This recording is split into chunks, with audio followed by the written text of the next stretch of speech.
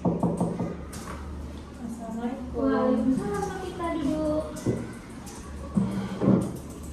Selamat siang, Kak Vita. Siang Kak. Gimana nih kabarnya? Entahlah hari ini rasanya masih kurang baik. Jadi masih kurang baik ya.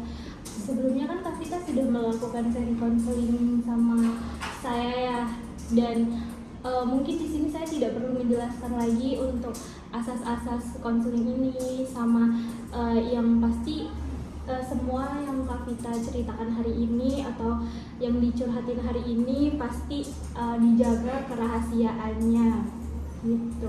Jadi boleh dimulai Kak Vita, rasanya berat itu tuh seperti apa dan Kak Vita itu tuh merasakan apa selama akhir-akhir ini? Rasanya itu masih berat. Saya cuma pengen tenang Kak, pengen ikhlas. Tapi tiap kali dengar kabar dia, hati saya kayak sakit lagi, keinget lagi, sedih lagi.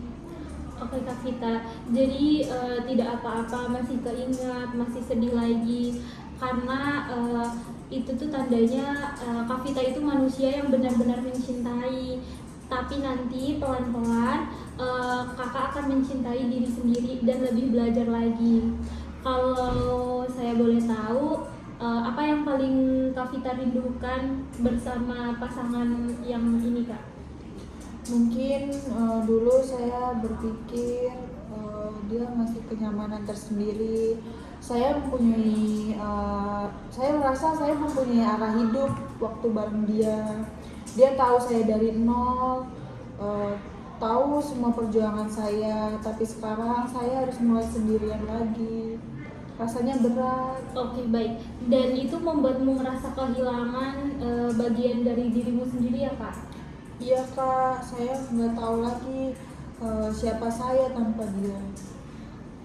Kalau menurut saya Kak Vita, itu tuh hal yang sering terjadi karena seseorang membangun identitasnya di dalam hubungan.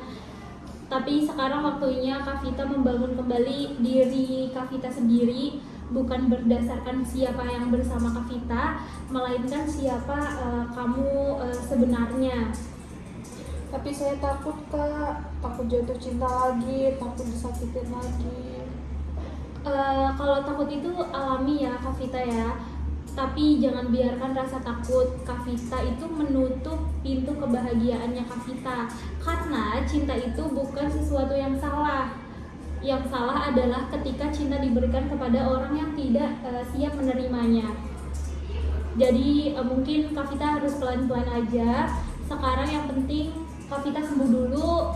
Kak Vita boleh nangis, Kak Vita boleh marah, tapi setelah itu coba ungkapkan dalam hati, saya pantas dicintai dan cara yang tidak menyakiti.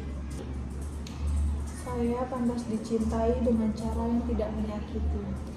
Nah, untuk proses penyembuhan ini mulai hari ini, coba Kak Vita bisa tulis di buku kecil setiap Kak Vita merasa sedih. Tuliskan bukan tentang dia aja Kak Vita, tapi tentang kakak. Apa yang Kak Vita rasain, apa yang Kak Vita syukurin, mulai dari hari ini sampai seterusnya, dari sekecil apapun itu. Kayak jurnal gitu ya Kak? Betul, itu bisa membantu pikiran Kak Vita itu tuh menjadi kenyataan tanpa harus menyalahkan diri sendiri. Dan Kak Vita kalau mau minggu depan kita bisa latihan self compassion mediation, latihan memaafkan diri dan mengembalikan rasa tenang. Saya mau coba Kak, tapi rasanya tuh capek terus dan merasa selalu kosong. Oke, kamu sudah mengambil langkah besar hari ini Kak Vita, karena trauma rasa kehilangan itu tidak mudah, apalagi cinta. Tapi setiap kamu datang ke sini, kamu sudah menyembuhkan bagian hatimu sedikit demi sedikit. Terima kasih ya Kak, untuk pertama kalinya saya merasa saya lebih tenang. Oke, dan kamu memang tidak sendirian. Kadang kehilangan seseorang justru membuat kita menemukan diri kita yang sebenarnya Kak Vita. Jadi proses konseling ini sudah selesai. Apakah ada lagi yang Kak Vita ingin ceritakan? Tidak, Kak.